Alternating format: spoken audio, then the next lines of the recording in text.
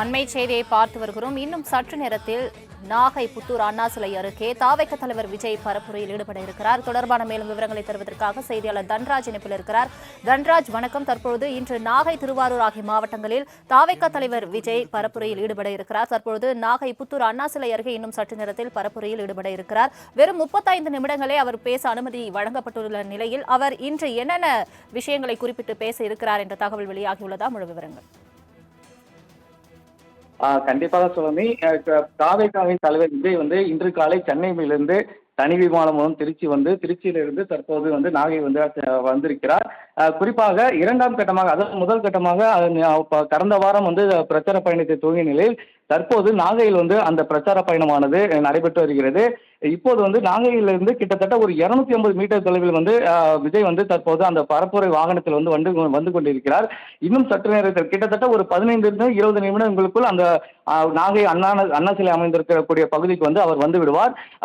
இங்க பாத்தீங்கன்னா கிட்டத்தட்ட 1000க்கும் மேற்பட்ட தொண்டர்கள் மற்றும் ரசிகர்கள் கூடியிருக்கின்றனர். அவர்கள் காலை முதலே, கிட்டத்தட்ட காலை 6 மணி முதலே இந்த பரப்புரை நடைபெறக்கூடிய இந்த இடத்திற்கு கூட்டமாக வர துவங்கினர். மேலும் திருவாரூரிலிருந்து சாலை மார்க்கமாக விஜய் நாகப்பட்டினம் வந்து கொண்டிருக்கிற சூழ்நிலையில் வழிநெடுக்க அவர்களுக்கு தொண்டர்களும் ரசிகர்களும் உற்சாக வரவேற்பானது அளித்து வருகின்றனர். மேலும் கடந்த பரப்புரையின் போது ஏற்பட்ட எந்த ஒரு பிரச்சனையும் இந்த பரப்புரையில் ஏற்படக்கூடாது என்பதில் விஜய் தெளிவாக உள்ளதால் பல்வேறு இடங்களில் அவருடைய தொண்டர்களுக்கு கட்சி தொண்டர்கள் பாதுகாப்பு பல்வேறு கட்டளைகள் விடுக்கப்பட்டுள்ளது, கட்சி சார்பில் விடுக்கப்பட்டுள்ளது. மேலும் ஒவ்வொரு மாவட்டத்திலும் அந்த மாவட்டத்தில் உள்ள பிரச்சனைகளை மட்டுமே குறிப்பிட்டு விஜய் பரப்புரையில் பேசி வருகிறார்.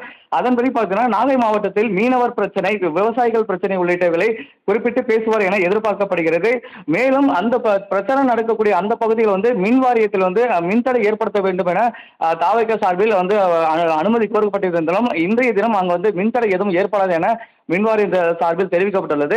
தற்போது அவருடைய வாகனத்தில் அந்த சாலை மார்க்கமாக வந்திருக்கிற வாகனத்தில் முன்னடியும் பின்னடியும் இருசக்கர வாகனத்திலும் நடைமுறையாகவும் ஓடோடியும் தொண்டர்கள் பின்தொடர்ந்து வந்து கொண்டிருக்கின்றனர். தற்போது இந்த பரப்புரை நடைபெற இடத்தில் விஜயுடைய அந்த கொள்கை பாடல், கொடிப்பாடல்களை இசைத்தபடி அவர்களை தொண்டர்கள் உற்சாகமாக அந்த ஆட்டம்பாட்டத்துடன் கொண்டாடி வருகின்றனர். சலோமி, தங்களின் முழு விவரங்களுக்கு நன்றி தன்ராஜ். முக்கிய செய்தியை பார்த்து வருகிறோம். தாவேக தலைவர் விஜய் இன்னும் சற்று நேரத்தில் நாகை புத்தூர் அண்ணா சிலை அருகே பரப்புரையில் ஈடுபட இருக்கிறார். தொடர்பான மேலும் விவரங்களை தருவதற்காக சிறப்பு செய்தியாளர் ஜீவபாரதி இணைப்பில் இருக்கிறார். ஜீவபாரதி, வணக்கம். தற்போது இன்று நாகை மற்றும் திருவாரூர் ஆகிய மாவட்டங்களில் தாவேக தலைவர் விஜய் பிரச்சாரத்தில் ஈடுபட இருக்கிறார். நாகையில் தற்பொழுது அவர் அண்ணா சிலை அருகே 35 நிமிடங்கள் பேச இருக்கிறார். என்னென்ன விஷயங்களை இன்று பேச இருக்கிறார்? தொண்டர்களின் வருகை அங்கு எந்த அளவுக்கு காணப்படுகிறது? முழு விவரங்கள். தாவேகா தலைவர் விஜயனுடைய இந்த இரண்டாவது கட்ட பயணம் என்று குறிப்பிடலாம். கடந்த முறை திருச்சி மற்றும் அரியலூர் அந்த பகுதியில் பேசியிருந்தாரு. இந்த முறை நாகை மற்றும் திருவாரூர் அவருடைய இந்த பயண திட்டங்கள் ஒரு நாளைக்கு 3 மாவட்டம் அப்படிங்கிற அடிப்படையில் முதல்ல கட்டமைக்கப்பட்டிருந்தது. ஆனால் கடந்த முறை மிகப்பெரிய அளவிலான அந்த தொண்டர்களுடைய வருகையின் காரணமாக, கூட்ட நெரிசலின் காரணமாக 3வது மாவட்டத்திற்கு அவரால் செல்ல முடியவில்லை. அதன் காரணமாக தற்போது அந்த ஒரு பயண திட்டமானது மாற்றி அமைக்கப்பட்டிருக்கிறது. குறிப்பிட்டு கடந்த முறை பேசும்போது மாவட்ட அளவில் இருக்கக்கூடிய பிரச்சனைகளை கோடிட்டு விஜய் அவர்கள் பேசியிருந்தாரு.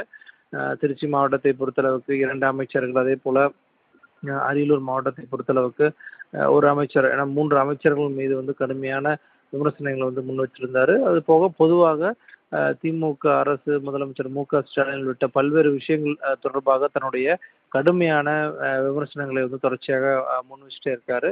இந்த முறையும் மாவட்டத்தில் இருக்கக்கூடிய பிரச்சனைகளை குறிப்பிட்டு அதன் பிறகாக தற்போது தமிழ்நாடு அரசு, அதாவது திமுக அரசினுடைய அடுத்த கட்ட ஊழல் சார்ந்த விஷயங்களோ உள்ளிட்ட ஏதாவது குறிப்பிட்டு பேசுவாரா அப்படிங்கிறதான் எதிர்பார்ப்பா இருக்கிறது. பொதுவாக ஒரு குறிப்பிட்ட பிரச்சனை அப்படின்னு சொல்லி பேசாமல் ஒரு ஊழல் நடந்திருக்கு, இதன் காரணமாக இந்த மக்கள் பாதிக்கப்பட்டிருக்காங்க, இத்தனை கோடி இழப்பு ஏற்பட்டிருக்கு அப்படிங்கிற அடிப்படையில் ஏதாவது பேசுவாரா அப்படிங்கிறது தான் மிகப்பெரிய ஒரு எதிர்பார்ப்பாக இருக்கிறது. குறிப்பிட்டு கடந்த முறை 20 நிமிடமானது அவருக்கு வழங்கப்பட்டிருந்தது திருச்சியில பேசுவதற்கு. ஆனால் இந்த முறை 35 நிமிடம் நாகையில் பேசுவதற்கான அந்த அனுமதியானது வழங்கப்பட்டிருக்கிறது. நாகை புத்தூர் அண்ணா சாலையில விஜய் இன்னும் சற்று நேரத்தில் பேச இருக்கிறார். குறிப்பிட்டு பாதுகாப்பு ஏற்பாடுகள்னு சொல்லி பார்க்கும்போது காவல்துறையினர் வந்து குவிக்கப்பட்டிருக்காங்க. கடந்த முறையை காட்டிலும் இந்த முறை வந்து அதிகப்படியான அந்த கட்டுப்பாடுகள், விதிமுறைகள் வந்து அவர்களுக்கு வந்து விதிக்கப்பட்டிருக்கிறது. அதை வந்து நிச்சயமாக பின்பற்ற வேண்டும் அப்படிங்கிறது தான் அவர்களுக்கு விதிக்கப்பட்ட ஒரு மிக முக்கியமான ஒரு செய்தியாக இருக்கிறது. அதேபோல தொண்டர்களை வந்து கட்டுப்படுத்த வேண்டும் என்பதுதான் ஒரு மிகப்பெரிய ஒரு சவாலாக தற்போது விஜய் மற்றும் தாவேக்காவினர் முன்பு இருக்கிறத நம்ம குறிப்பிட்டு பார்க்க வேண்டியதா இருக்கிறது. அதேபோல இன்றைய தினம் பேசக்கூடிய விஷயங்கள் மீண்டும் திமுக அரசு அல்லது கடந்த அந்த திமுகவினுடைய முப்பெரும் விழாவில் பேசியதற்கு ஏதாவது பதிலடி கொடுக்க போகிறாரா உள்ளிட்ட பல விஷயங்களை வந்து நாம் பார்க்க வேண்டியதாக இருக்கிறது.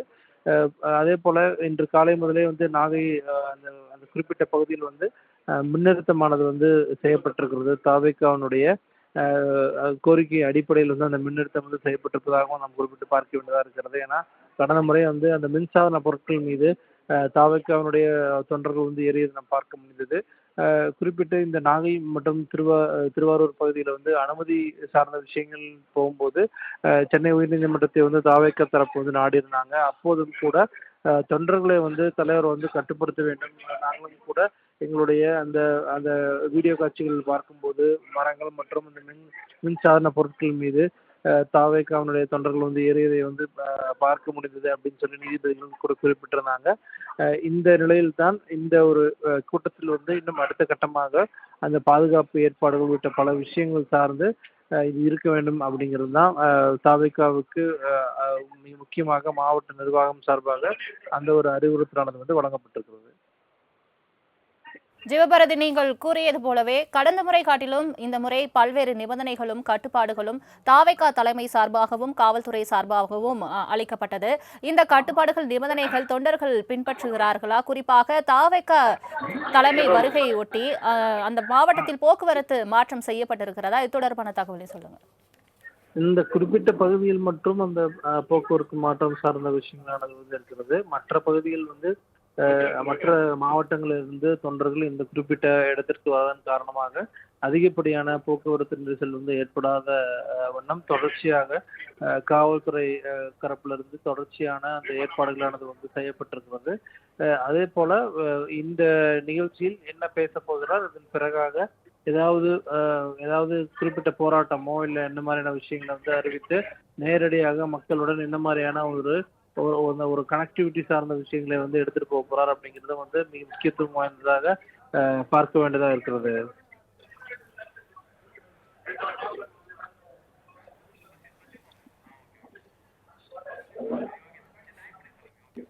தங்களின் முழு விவரங்களுக்கு நன்றி ஜீவபாரதி.